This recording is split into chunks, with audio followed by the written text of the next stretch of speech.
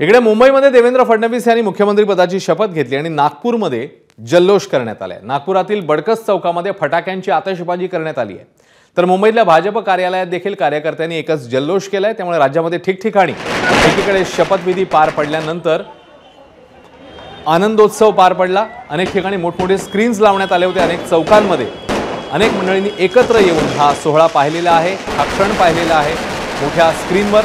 आणि त्यानंतर फटाक्यांची आतषबाजी करण्यात आली, एकमेकांचं अभिनंदन करण्यात आलं। मुंबई आणि नागपूर या दोन ठिकाणची ही दृश्य काही वेळापूर्वीची, जेव्हा तिकडे शपथविधी सोहळा सुरू असताना अनेक कार्यकर्ते जमले होते। एकत्र जमून भव्य स्क्रीनवर त्यांनी हा क्षण पाहिलेला आहे।